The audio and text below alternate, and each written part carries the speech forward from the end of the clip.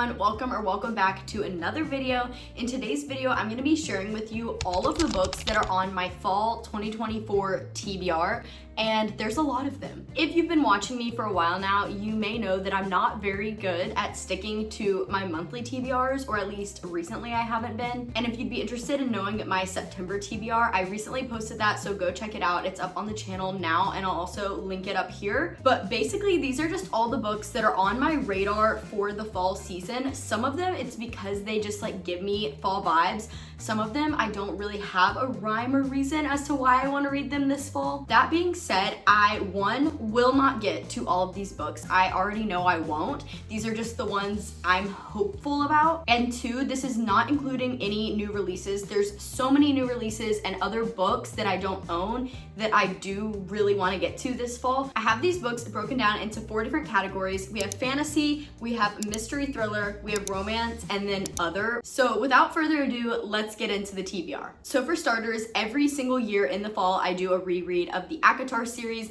This was the first series I read that got me back into reading when I was in college, and I read it for the first time in November. So because it was the fall time when I first read it, I have this like nostalgia associated with reading these books in the fall. Every year without fail, I do a reread, and I don't plan on stopping that tradition for the foreseeable future. Every time I reread this series, I love it even more than I already do, and it just holds a very special place in my heart, so I can't imagine going over a year without rereading them. Moving on to the rest of my fantasies, which are all books I've never read before. We have The Lost Story by Meg Schaefer. I don't know a lot about this book, but someone on my September TBR video commented that this has an animal companion in it and that they really liked it, so I'm wanting to get to this soon. My only understanding of this is that it's kind of like a whimsical fantasy with a little bit of mystery, and I think it might be technically set in the modern world. The inside cover says, inspired by C.S. Lewis's The Chronicles of Narnia, this wild and wondrous novel is a fairy tale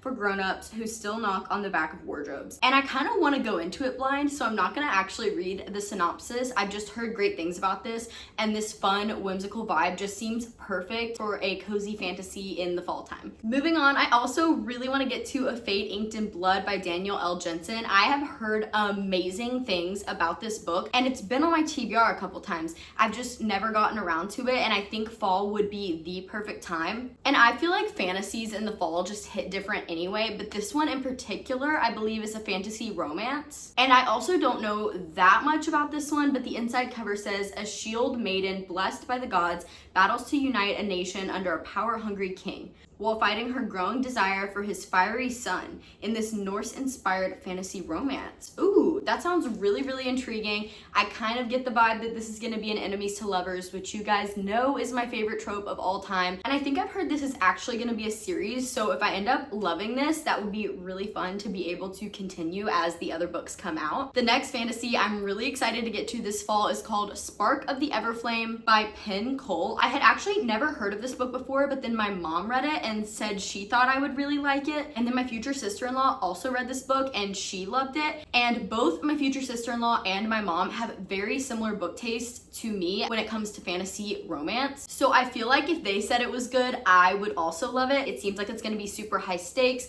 I do think it's enemies to lovers. It's definitely a fantasy romance, so it sounds like it's right up my alley. And I think the majority of this series is already out, and there might be a few more books to come. The next fantasy book is one that I used to see talked a lot about, but not as much anymore, and that is The High Mountain Court by A.K. Mulford. This is another one where I don't know that much about it. All I know is it's fantasy romance, maybe enemies to lovers, and I've heard a lot of people say that it's similar to ACOTAR, or at least the setup of it is. And the back says, full of romance, intrigue, magic, and passion, the first book of the 5 Crowns of Ocrinthe. I don't know if I'm saying that right, but I think that's the name of the series. The High Mountain Court begins the journey of the fugitive red witch Remy as she fights to reclaim her kingdom and discover what's inside her heart. This sounds really good, and I've owned this book without reading it for way too long. It's been on my monthly TBR before, and again, I just don't know why I never got around to it, because this sounds exactly like something I would love. The next fantasy I'm hoping to get to is called Crowns of Resemblance. This is by H.K. Lauren, who is actually a Kentucky author, and I met her, which is so cool. I frequently say in my videos that I'm always on the lookout for Kentucky authors. That's been a goal of mine, is to find and read more Kentucky authors, because I'm from Kentucky and I don't know of many. But I was at a brand shoot for a client of the company I work for, and the owner of the business was saying how someone that works for her is a recently published author, and I was like, oh my gosh, that's so awesome, I'd love to read. What is her book called? And she said Crowns of Resemblance, and I was like, that has to be a fantasy, maybe a fantasy romance, like that is so exciting. And then she said, oh, do you want to meet her? She's next door. So I'm like, obviously, yes, I want to go meet her. I got to meet the author. She told me a little bit about the book, the tropes that are in it, and I was so excited because it sounded like exactly what I love in a fantasy book. I immediately ran to the bookstore and picked it up. I actually started reading this in my Only Reading Fantasy Romance Books vlog, but at the time of me filming that video, I was starting to get into a slump. It had nothing to do with the books I was reading. I just was in a slumpy mood. So I decided to set this one aside because I really wanted to get to it at a time where I was in the mood for it and could be super invested and get the most out of the book. And I'm still so excited to get to this book, and I think this fall is gonna be the perfect time to read this. My next book on the list for fantasies I wanna get to is The Bridge Kingdom by Danielle L. Jensen. This is another one that's been on my TBR so many times and I've just never gotten to it, but I'm really excited to start this trilogy. I think it's a trilogy. At least I own 3 books of it. There may be more than that now though, and I've owned this for a while. I've heard nothing but great things. This is also a fantasy romance, and I think it's like an arranged marriage trope. The top of the book on the back says, what if you fell in love with the one person you'd sworn to destroy? So that sounds really fun. Oh wait, I'm kind of remembering now maybe what this is about. I think it's an arranged marriage, but she's secretly an assassin, or she's like an assassin in disguise as a princess. Maybe I don't remember, but I'm really excited to get to this. I've heard great things about it. It sounds right up my alley. This next fantasy I feel like is the epitome of the fall vibes, and that is One Dark Window by Rachel Gillig. This is a part of a duology, and I've heard a lot about this book. A lot of people say that the magic system in this is extremely creative. I know it's centered around cards that give you magical powers, and if all the cards are united, you can defeat a plague that is affecting their land or their country. And the top of the back of the book just says, Elspeth needs a monster, the monster might be her. And that sounds super intriguing. I hear a lot of people classify this as a gothic fantasy, which, like I said, that just screams the fall time to me. This is one that without a doubt I will be reading this fall. I feel like I'm late to hop on the train with this book because I think it might have been last fall when this first started getting really popular, and since then I've just seen so many people and all these different book creators reading it and raving about it and loving it. This next book is one that I got a lot of commentary about in my September TBR. I genuinely think my eyes were skipping over this book on the shelf because I am genuinely scared to get to this series, and that is Jade City by Fonda Lee. This is book 1 in the Green Bone saga, and this is a hefty book. I've heard it's extremely complicated. I've heard the world building is a lot to wrap your brain around, but the description of it sounds so good to me. This is like an urban fantasy with rich mafia families, and I haven't heard anyone say that they didn't like this book. I just have heard that it's extremely complex, and I just got out of a reading slump and I don't know if my brain is ready to handle all of that. I feel like this is a very respected series and respected author in the fantasy community. I hopefully will get to this one, but don't be surprised if I don't read it because I am still terrified of it. We also have The Prison Healer by Lynette Noni. This is a trilogy, and I think it's a YA fantasy. Not sure if there's romance in here, but I have heard that the found family trope in this is spectacular. All I know is that our main character is a prisoner in like a top security prison in this fantasy world, and she somehow either gets selected or volunteers to participate in trials, and if she wins, she earns freedom for herself, and if she loses, she dies. It sounds super intriguing to me. It's not that long of a book, so I feel like I could fly through this pretty quick. I also own the rest of this trilogy, so it'd be really fun if I could start and finish this trilogy this fall. The next one is one that I've been meaning to get to for so long. It's a book I'm genuinely excited about and have no clue why I keep putting it off, and that is Once Upon a Broken Heart by Stephanie Garber. The Caraval trilogy I read, I think it's been like 2 or 3 years ago at this point, and I absolutely ate it up, and all I ever hear is that this, which is the spinoff, is significantly better. So if I loved Caraval, I'm sure I'm going to love this. I know that this follows Jax, who is a character from Caraval, and he was one of my favorite characters in that series. And then it also follows our female main character, Evangeline, who strikes up a deal with Jax, and everything kind of evolves from there. All I know is that I love Stephanie Garber's writing. It's so whimsical, mysterious, and magical, and just really easy to get sucked into the world she's creating because of how wonderfully written it is. And I just had such a fun time reading Caraval, and I know I would love this too. And again, just whimsical fantasies feel perfect for the fall time. This is another one that I feel like I could cozy up with a blanket and binge read in one day. Next up for fantasy, we have Five Broken Blades by Mai Corland. I got sent this in PR, was really excited to start it, and then somehow just never got around to it. I don't know a lot about this, but I know it's from 5 different perspectives, and all of the characters kind of have their own stories, and as the book progresses, they start to intertwine with each other. And one of the little sentences on the back says the 5 most dangerous liars in the land have been mysteriously summoned to work together for a single objective: kill the good King June. And then under that it says they can agree on murder, they can agree on treachery, but for these 5 killers, each versed in deception, lies, and betrayal,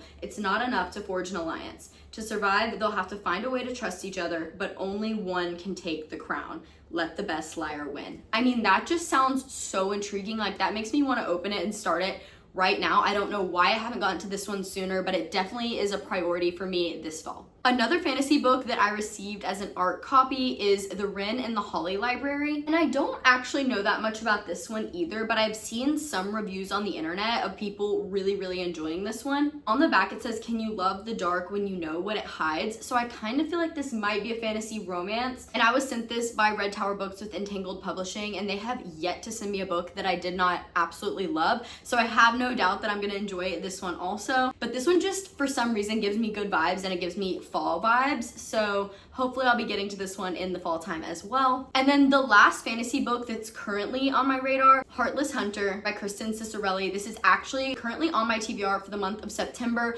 This is one I've been meaning to get to for so long. I picked this as a book of the month box pick a few months ago, and since then have just heard raving reviews about how good it is. It's fantasy romance, it's enemies to lovers. I think it might be YA, but it's witch and witch hunter, which is so intriguing to me. Anytime you have a situation like that where they're like sworn enemies, I just eat it up. That was 13 fantasy books I just named, not to mention that several of those are a part of a series. So there's literally no way I'm gonna get to all of them, but I hope that I can get through as many of those as possible because I am really excited about all of them. Let's move on to romance. There's definitely a lot less romance on my radar for fall, but I'm still excited about all of these. First, we have This Spells Love by Kate Robb. I have actually no idea at all what this is about. And the only way I know it's romance is because it's literally called This Spells Love, and the title has the cute little cartoon couple. So I'm just assuming it's romance, but the reason this is on my radar for fall is literally just the cover. Like, I know the whole don't judge a book by its cover,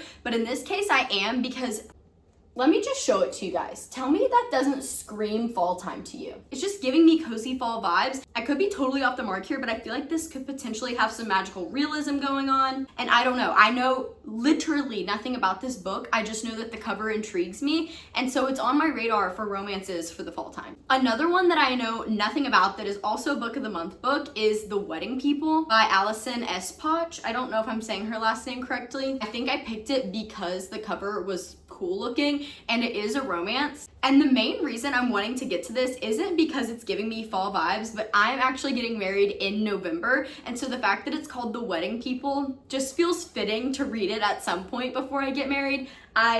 Like I said, really have no clue what it's about, but it's intriguing to me, and I feel like this could be a great fall romance read. Next up for romance, we have Better Than the Movies by Lynn Painter. Now, I used to think this one was giving me more summery vibes. This was on my TBR multiple times in the summer, and I never picked it up, but something about a cute little YA romance also gives me fall vibes. Like, I just feel like rom-com-y romances are more fall than summer vibes to me, unless it's explicitly taking place in the summer.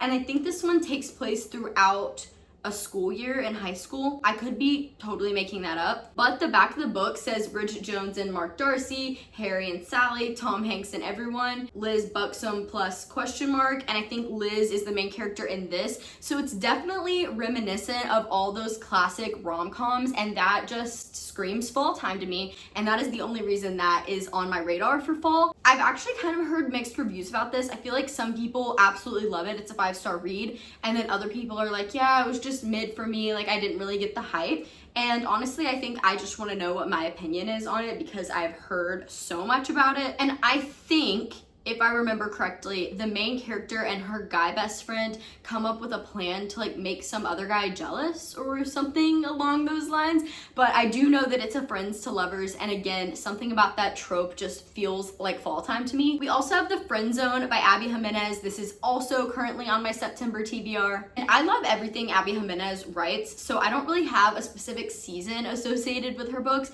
because I've read most of them. I just have this and one other left to get to out of her books. And that's basically the only reason that it's on my radar for fall. I don't necessarily associate her books or this book in particular with fall, but it is on my current TBR and I eat up her books no matter what season it is. So there you have it, The Friend Zone by Abby Jimenez. Along the same lines, we have Indigo Ridge by Devney Perry. Again, currently on my TBR. That's the main reason it's on my TBR for fall, but this is a whole series and I actually own, I think, almost the entire series. I know it's small town romance and it might have some mystery thriller elements. This is one I've been meaning to get to for a long time. I've actually started it a few times and then just got distracted with other books.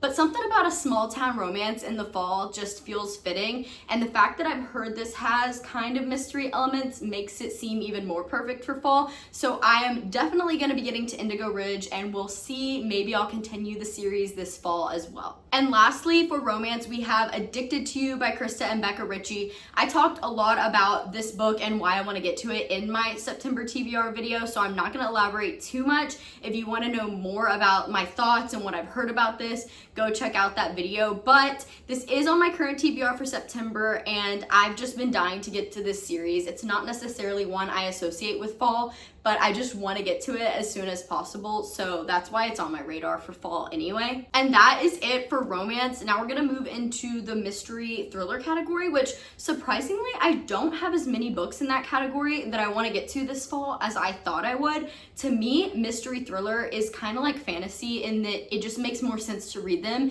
in the fall and winter, but especially the fall because of spooky season. Like reading a thriller around Halloween time, what could be more perfect than that? But I only have 4, surprisingly, and I think a lot of that is just because I have been on a book buying ban, and so most of the thrillers I own, I have already read. These are just the ones that are at the forefront of my mind out of my thrillers that I haven't read, if that makes sense. Out of these 4, 3 of them are on my current TBR for September. We have Five Survive by Holly Jackson. This is the same author who wrote the Good Girl's Guide to Murder trilogy, which is one of my all-time favorite YA mysteries. I believe this is also a YA mystery, but it's a standalone, and I think it takes place over 24 hours. I've heard a lot of people say that the pacing of this book makes it all that more intriguing, and I think it's just about a group of people that maybe something happens to them on a road trip. I could be totally making this up because I'm not reading this out of the book. This is just straight out of my memory from what I've heard people say about it. But I think something goes wrong on their road trip and they're trying to discover the mystery behind all of it. This seems like it's gonna be fun, fast-paced, and intriguing, and I'm really, really excited to get to this one because I love Holly Jackson's writing. We also have The Naturals by Jennifer Lynn Barnes. This is the same author that wrote The Inheritance Games. Again, a YA mystery that I absolutely loved, but I keep getting comments of people saying that The Naturals is even better than The Inheritance Games. This is a full series, and I own the whole series, so maybe I'll finish it out this fall, and I'm really, really excited to get to this book. I love Jennifer Lynn Barnes' writing. She writes very fast-paced and engaging stories, and something I really like about her writing is that even though it's mystery and thriller, you still feel connected to the characters and you're invested in their lives as well as the mystery. From my understanding, this series is about a group of teenagers who are prodigies at different talents that would be helpful to the FBI, and so they go to this special school to learn how to do criminal profiling, and they're put on these cases. And I've heard a lot of people compare it to Criminal Minds, but just YA, and I love Criminal Minds, so I feel like I'm gonna love this too. Next up, we have No One Can Know by Kate Alice Marshall. This was a book of the month pick. I don't really know why I never got around to reading it, but the main character's name is Emma, so that obviously intrigues me to read it. And the inside of the book says 3 murders, 2 sisters, and too many secrets to count. And I don't really want to read the synopsis. I feel like I like to go into a thriller as blind as I can because I love when a plot twist gets me. I unfortunately am the type of person that the entire time I'm reading a thriller is trying to see if I can guess the plot twist, and I don't do that on purpose. That's just how I am. So if a plot twist can really get me after I've been analyzing it and trying to figure out what it is, I just love it so much, and I feel like the more blind I go into it, the more likely I am to actually be surprised by the plot twist. I don't know if that makes any sense, but in my brain it makes sense, and I really want to get to this fall. And then the last mystery thriller, which is also kind of romance, is the Mind F series. This is also currently on my TBR for September. This is actually 5 books in one, which definitely helps my reading goal on Goodreads. But I just hear people rave about this book and how good it is, and that even though this is long, it's really easy to binge. I know this is about a serial killer and an FBI agent who are dating. The FBI agent is put on her case and doesn't know that it's his girlfriend that's the serial killer. I mean, that just sounds so intriguing. I'm really excited to get to this. I've also heard it's like a full roller coaster going through this whole thing, and that you just experience so many emotions. I think some people consider this to be dark romance, but from the way I've heard people describe the plot of it, it really sounds like it's mainly a thriller with just like a romance setting. So I don't know, I guess we'll see, and I'm really excited to get to this one. And then for our last category of books, we just have other, which like I said is kind of just a mix of genres that I couldn't exactly classify into any of these other categories. We have The Unmaking of June Farrow by Adrienne Young. Now for a while I thought this was a fantasy, but the more I hear about it, I think it might just be like a general fiction with a little bit of magical realism. I don't know a lot about this. All I know is that people absolutely love and adore this book. And like I said earlier, I just feel like whimsical books are perfect in the fall time, and the description of this kind of gives me cozy whimsical vibes, but then I've also heard people cry when they read this. So I'm not fully sure what to expect, but for some reason reading this in the fall time just seems right. The inside cover says a woman risks everything to end her family's century-old curse, solve her mother's disappearance, and find love in this mesmerizing novel. So it's like a mix between magical realism, potentially fantasy, general fiction, mystery, and I guess that's it. But all of those things combined into one book just seems like a fall read to me. Similar to that, we have The Wishing Game by Meg Schaefer. This is another one that I think is just classified as general fiction, but maybe has some magical realism elements to it. This has been on my TBR multiple times. I just feel like this would be a great, cozy, emotional book to read in the fall time. I don't know a whole lot about this one either, but the inside says, years ago, a reclusive, mega best-selling author quit writing under mysterious circumstances. Suddenly, he resurfaces with a brand new book and a one-of-a-kind competition, offering a prize that will change the winner's life. Okay, I was not expecting that to really be what it was about. This makes it seem like it's a little bit more of a mystery. So yeah, maybe this is kind of similar to June Farrow, where it's a little bit of a mix between genres, but either way, this seems like a great book to get to in the fall season. And next up, we have Dark Matter by Blake Crouch. I considered putting this with the mystery thriller books because I do think it has mystery thriller elements, but this is technically classified as a sci-fi. I have not read many sci-fis. Actually, the only sci-fi I've read is the Red Rising series, and I loved it. So I picked this up for the sole purpose of expanding my experience with the sci-fi genre, because I know a lot of people really love this. And there's also, I think, a TV show that came out of this recently. And all I really know about this is that it's kind of about like all the possibilities of your life if you would have made different decisions or if you lived another life. So it kind of seems like it's going to be a philosophical sci-fi, and I don't know. Sci-fi kind of gives me thriller vibes, just in the sense that it feels like something a little bit spooky going on, so I would want to read it in the fall time. That's literally my only reason for feeling like this is a fall book, but it's definitely on my list, and I'm excited to get to it because I just hear that it's phenomenal. Next up, we have House of Hollow by Crystal Sutherland. I have owned this book for so long, and I still genuinely don't know what it's about. I think when I first started getting back into reading, I saw one person on TikTok raving about this book, and I bought it immediately. After reading the back, I think this is maybe mystery, kind of dystopian. I'll just read the first couple sentences on the back. It says, Iris Hollow and her 2 older sisters are unquestionably strange. As children, they disappeared on a Scottish city street, only to return a month later with no memory of where they'd been or what happened to them. So it's definitely mystery, maybe thriller, but I do feel like I've heard people say this is dystopian. I'm not 100% sure, but I'm gonna try to go in blind to this one. It just gives me spooky, eerie, mysterious vibes, and that to me fits the fall season.